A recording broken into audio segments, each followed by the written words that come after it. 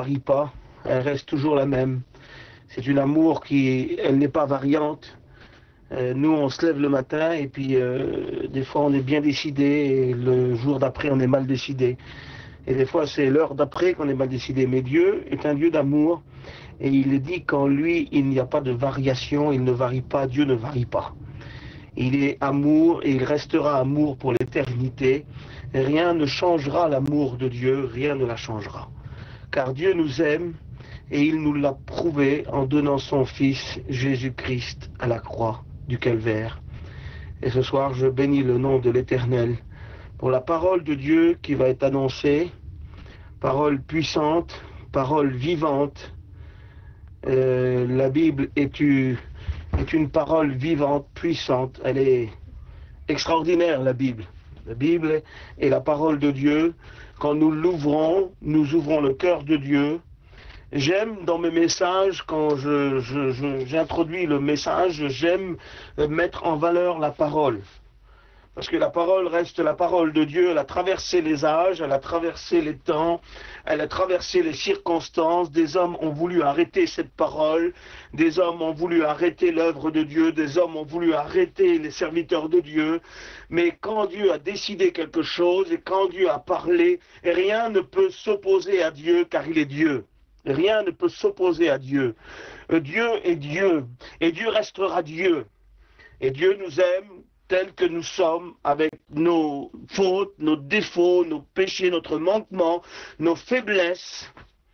Et il nous aime, et ça c'est la valeur qu'il y a en Dieu, c'est qu'il nous transmet son amour. Et c'est vraiment, vraiment, vraiment encourageant de savoir que Dieu nous aime. Et j'aimerais ce soir vous parler de la prière. La prière est tellement importante, tellement grande. La prière est une chose qu'il y a de plus puissant sur cette terre à l'heure actuelle, ce qu'il y a de plus fort sur cette terre aujourd'hui, ce qu'il y a de plus puissant, c'est quoi? C'est pas une bombe nucléaire à plusieurs mégatonnes, parce que la bombe nucléaire, elle est puissante, mais elle va détruire des villes, elle va détruire des personnes, et elle va propager la mort autour d'elle. Et ça, c'est des choses qui sont faites de main d'homme. Et ce qui est fait de main d'homme apporte la mort. Ce qui est fait de main d'homme apporte la destruction. Et il y a quelque chose sur cette terre qui est beaucoup plus puissante qu'une bombe nucléaire à plusieurs mégatonnes. Et c'est à nous, ça nous appartient. C'est quelque chose que nous avons dans notre cœur et dans notre bouche et que nous pouvons à tout moment et à tout moment, s'adresser au Tout-Puissant, ce qu'il y a de fort et puissant aujourd'hui sur cette terre. Il nous reste encore la chose la plus importante, c'est quoi? C'est la prière, parce que nous nous adressons à un Dieu, mais non pas à n'importe quel Dieu. Le Dieu que nous nous adressons, c'est un Dieu tout-puissant, un Dieu fort, un Dieu qui ne varie pas dans son amour, comme je vous l'ai dit. Un Dieu qui a été jusqu'au bout, qui n'a pas fait marche arrière. Il n'a pas regardé à l'ignominie, à la honte et au crachat. Non, par amour et quand il marchait vers la croix, c'était tout son amour et sa puissance qu'il était en train de développer pour nous. C'est ce Dieu-là que nous avons dans notre cœur. C'est ce Dieu-là que tu possèdes, toi, oui. Et ce Dieu-là, rien ne lui est impossible. Je disais tout à l'heure à un petit ouvrier, je disais, tu sais, il dit, je voudrais que Dieu m'aide pour la cigarette. Il dit, il m'a aidé quand je lui ai demandé ce que tu m'as dit de faire, Donald, il a dit. Il dit, j'ai tout essayé pour dormir, mais rien n'a marché. Et il dit, tu m'as donné le remède le plus efficace au monde. Voilà ces mots. C'est un petit ouvrier qui vient du Mali. Il n'a plus de parents, c'est un malheureux. Et puis c'est un homme qui ne connaît pas Dieu.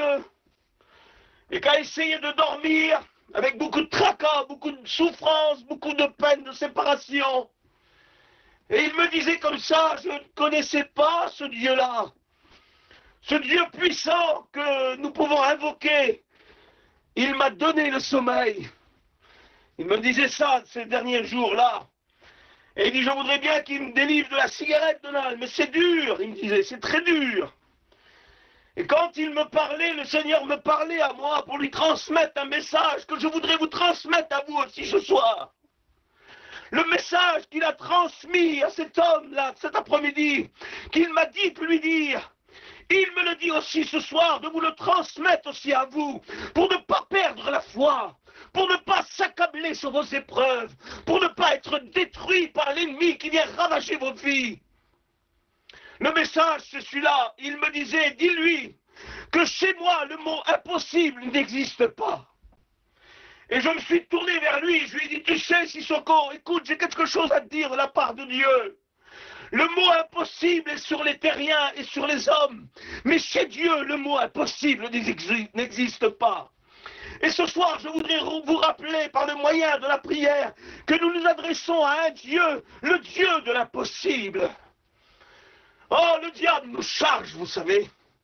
Il nous charge par des réalités de la vie, ce que nous voyons. Ce que nous voyons des choses qui s'empirent. Et on dirait que plus nous prions, plus nous jeûnons, plus nous adressons à Dieu, plus les choses s'empirent. Mais vous savez, pour le peuple d'Israël, lorsqu'ils ont sorti de l'esclavage et qu'ils sont sortis la main levée, les choses ne sont pas été comme ils auraient voulu. Ils sont sortis après 430 ans d'esclavage, mais Dieu avait quelque chose à faire pour faire éclater sa gloire. Et parfois nous paniquons, nous tremblons, nous avons peur des circonstances, parce que plus nous prions, plus ça s'aggrave.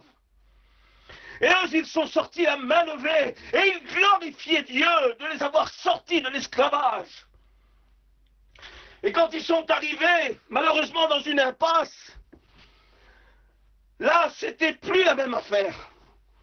Et des fois, dans notre vie, il y a des impasses. J'aimerais vous dire que Dieu permet des impasses. Dieu permet des chemins où il n'y a plus de solution. Et la seule solution est de compter sur lui. Et parfois, nous nous appuyons trop sur ce qu'on fait, ce qu'on connaît. Et nous méprisons Dieu, nous délaissons Dieu. Et dans les circonstances de notre vie, dans les périodes de notre vie, dans les moments de notre vie, Dieu permet des impasses. Il a permis une impasse pour Israël. Il l'a emmené dans une impasse. Mais comment est-ce possible? Parce que Dieu, le Dieu que nous servons, connaît demain et connaît après-demain et connaît dans l'éternité. Et parfois, il nous permet de rentrer dans les impasses pour rentrer en nous-mêmes et comprendre que sans lui, nous sommes perdus.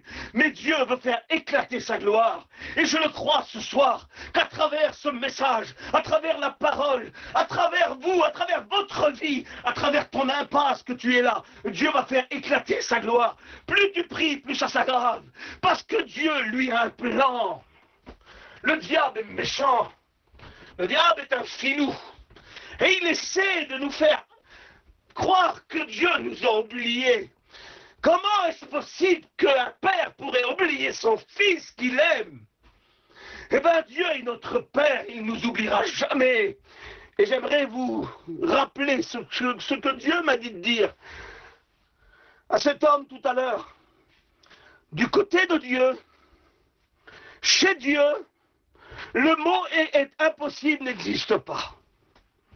Et ce soir, j'aimerais vous parler de la prière, parce que la prière, ça marche. Oui, la prière marche. C'est un mot bizarre, je ne sais pas pourquoi, que ce mot-là, Dieu a mis sur mon cœur. J'aimerais vous rappeler, ne serait-ce que peut-être que ça, la prédication, écoute ce que le Seigneur a à te dire, que ça. La prière, ça marche. Pourquoi la prière, ça marche? Parce que nous parlons à Dieu qui peut tout. Nous parlons à Dieu qui peut tout. Mais qu'est-ce que Dieu est capable de faire? Dis-moi. J'ai oublié Dieu, je suis fatigué. Y aurait-il quelqu'un qui dit ça ce soir? Je suis fatigué. Je n'ai plus la force à prier, car mes yeux voient le contraire de ma prière. Mes yeux voient le contraire de ce qu'il y a dans mon cœur. Mes yeux voient le contraire de ce que Dieu m'a promis. C'est un fait, c'est vrai. Mais j'aimerais te rappeler ce soir que le Dieu que nous servons, c'est le Dieu de l'impossible. Comment est-ce possible? Ce Dieu-là est capable de souffler dans une terre sans forme, une terre où il n'y a pas vie, une terre de la terre. Il est capable de modeler cette terre avec ses mains, comme le potier est en train de modeler un vase pour lui donner une forme. Eh bien, ce Dieu-là a été le divin potier au commencement de la création. Une terre sans vie, une terre morte, avec aucune vie à l'intérieur. Le Dieu de l'impossible a modelé cette terre-là. Et ce même Dieu-là, qui s'appelle le Dieu de l'éternité, qui s'appelle le Dieu tout-puissant, qui s'appelle le Dieu de l'impossible, a soufflé dans les narines d'un homme qui s'appelle Adam, un homme sans vie. Et la vie est venue. Mais rendez-vous compte, le Dieu que nous possédons, le diable, arrête de parler, Satan, arrête. Tu es en train d'être terrassé par la prédication ce soir, parce que tout ce que tu as infiltré dans nos cerveaux, dans nos pensées, tout est en train de tomber à l'eau, tout est en train d'être renversé, parce que la parole te dépasse, elle est plus grande que le diable, la parole c'est Jésus, et Jésus a détruit les œuvres des ténèbres à la croix, et tout ce qu'il a infiltré dans tes pensées, dans ton cerveau, dans ton foyer, toutes les infiltrations du diable pour essayer de te faire croire que Dieu t'a oublié, que la prière ne compte pas à ses yeux. C'est un menteur. Le Dieu que nous possédons souffle dans les narines d'un homme et il lui donne la vie. Alléluia! Pour la parole puissante, la parole vivante, le Dieu que nous possédons est capable de parler à des ossements secs. Imaginez-vous. Oh Seigneur, quelle grandeur! Mais qui est ce Dieu? Ce Dieu-là est ton Dieu et le mien. Mais qui est ce Dieu qui parle à un homme et qui donne la vie juste en soufflant un souffle de vie dans ses narines?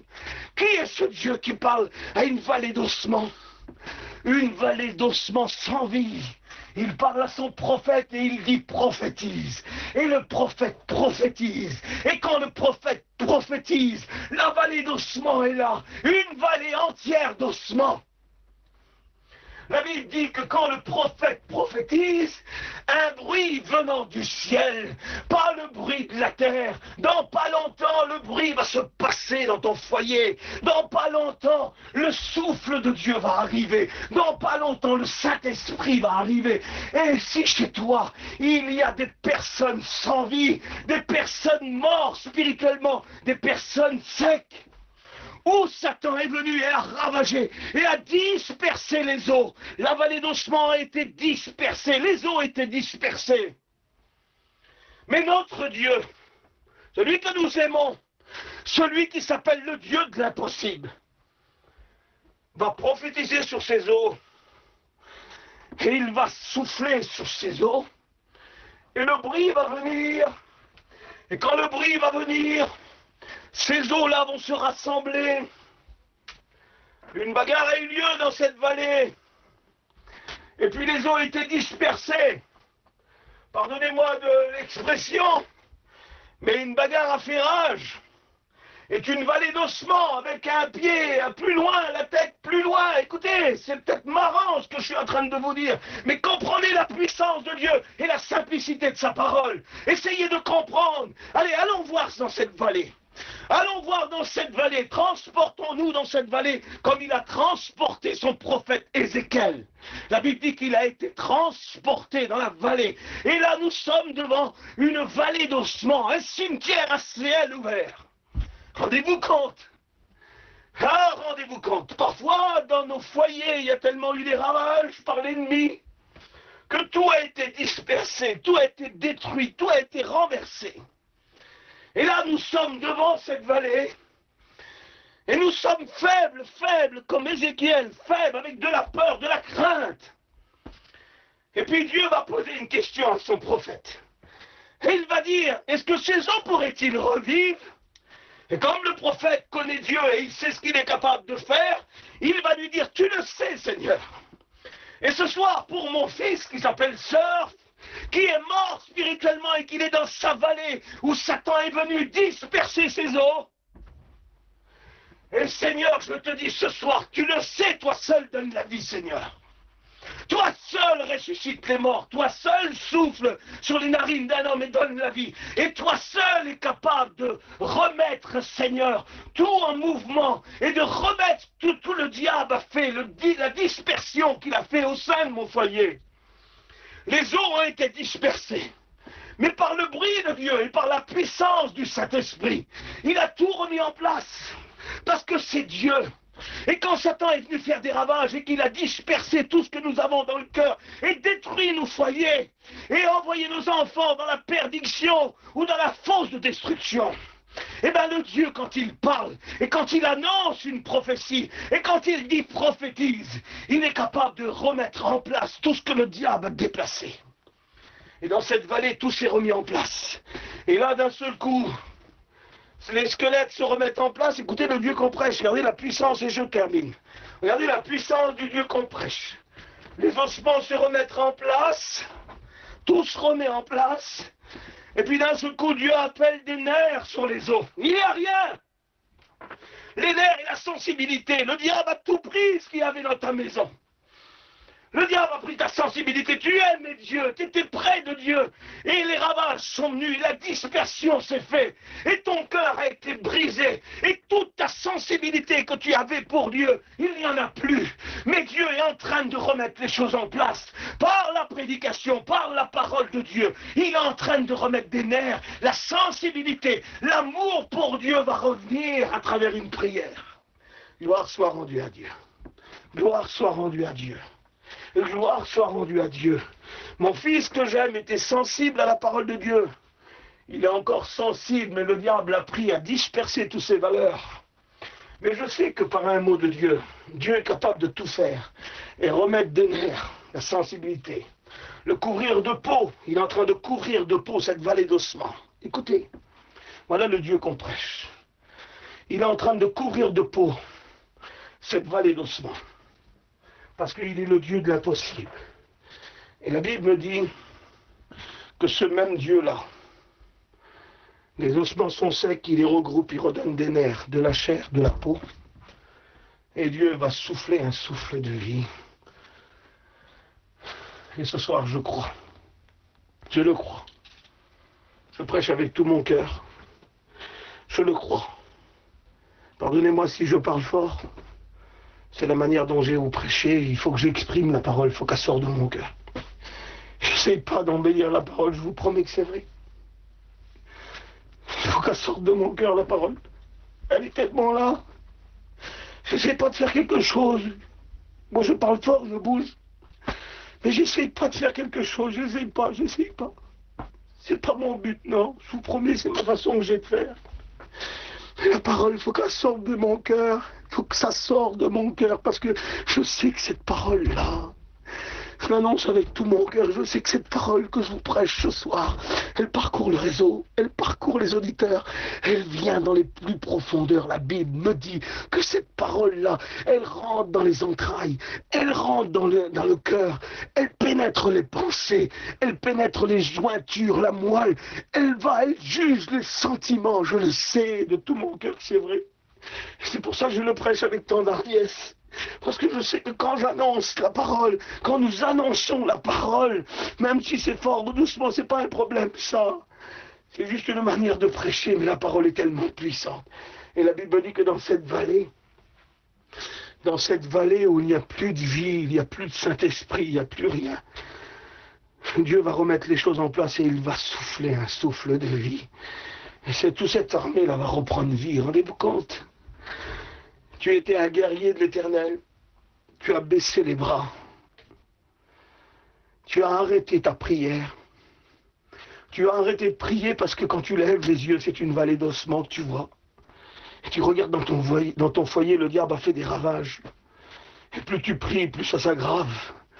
Mais je te promets que dans l'impasse où tu es, Israël était dans une impasse et Dieu a dit gardez le silence, restez en place. Il dit vous gardez le silence et restez en place. Parce que vous êtes la prunelle de mes yeux. Voilà ce que Dieu voulait dire à Israël. Vous n'êtes pas comme le reste du monde. Vous n'êtes pas comme Pharaon. Vous n'êtes pas comme l'Égypte. Vous êtes la prunelle de mes yeux. Et si même la situation, elle s'empire, Dieu est en train de dire au peuple de Dieu, Dieu est en train de parler. Dans sa parole, il parle toujours et il est en train de dire, vous êtes un peuple à part, une race élue, un sacerdoce royal. Et personne ne pourra toucher le moindre cheveu qu'est sur votre tête. Mais Dieu demande à Israël, gardez le silence et restez en place. Et quand le pire arrive et qu'ils vont mourir, que Pharaon est derrière eux, alors Dieu fait éclater sa gloire. Comment il rouvre un chemin à travers la mer. Et là, tout un peuple va être sauvé. Eh bien, Dieu va le faire. Tu es peut-être dans une impasse de ta vie. Dieu te dit ce soir, reste en place. Parce que le Dieu que tu sers, je suis ton Père, ton Dieu. Et ce même Dieu-là ressuscite les morts, fait relever une armée d'ossements, et il est capable d'ouvrir la mer, car rien n'est impossible à Dieu. Dieu est en train de te dire ce soir, continue à prier, continue à invoquer l'Éternel, et continue à faire l'œuvre du Seigneur, à l'aimer surtout. Je bénis le nom de l'Éternel, nous allons prier ensemble. La prière, ça marche. Pourquoi? Parce que nous nous adressons à un Dieu que rien n'est impossible à lui. Alors il y en a qui ont arrêté de prier et qui sont là tout tristes derrière leur téléphone et qui écoutent depuis des jours des prières et qu'ils se disent « j'ai volontairement arrêté car Dieu m'écoute plus ». Ça, c'est les mensonges du diable. C'est les mensonges de l'ennemi. Le diable est menteur dès la fondation du monde. Dieu ne t'a pas oublié. Dieu va ouvrir quelque chose de nouveau. Mais il te dit garde le silence et reviens à ta place et reste en place. Continue à m'invoquer, continue à me louer, continue à célébrer Dieu. Nous allons prier ensemble. Rien n'est impossible à Dieu. Rien n'est impossible à Dieu. Dieu est capable de tout. Un jeune garçon de 17 ans ou 18 ans, appelé pour une évangélisation de tout un peuple. Un fort appel dans son cœur. Et ce jeune garçon part pour un pays éloigné. Il prend une embarcation, un bateau, et Dieu lui trace un chemin pour évangéliser un peuple. Il est seul, il a peur, il est tout jeune, mais il a un appel sur sa vie. C'est un appel de Dieu. Et là, à l'intérieur de ce bateau, les vents vont changer. Ce jeune garçon est en train de prier dans sa cabine. Il prie le même Dieu que je vous ai parlé ce soir.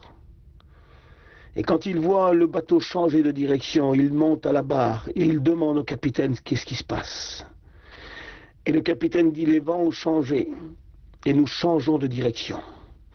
Le jeune garçon, tout frêle, tout maigre, payant pas de mine, il dit au capitaine, hissez la grande voile. Le capitaine lui dit, les vents ont changé, ils nous emmènent sur une île de cannibales.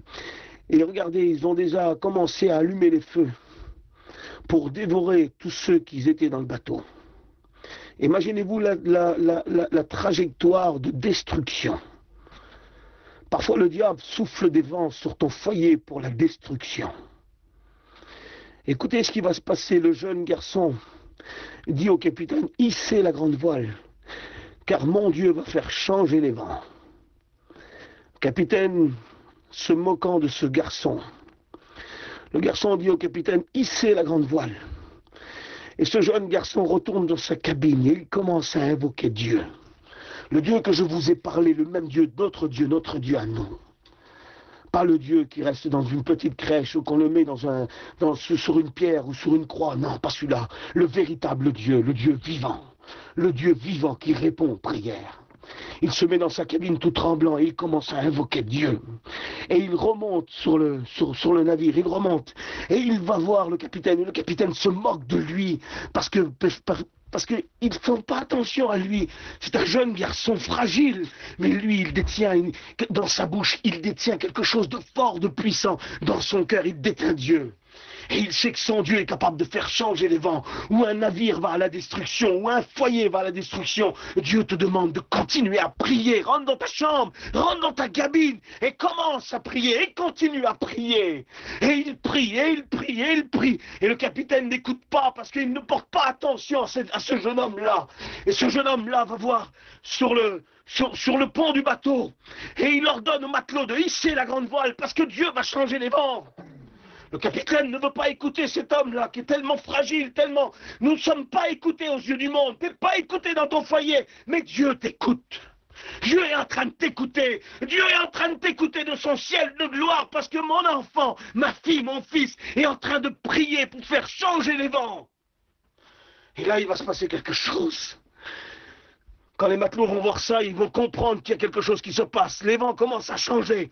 Ils hissent à la grande voile. Ils sont en train de hisser la grande voile. Et Dieu souffle un vent contraire.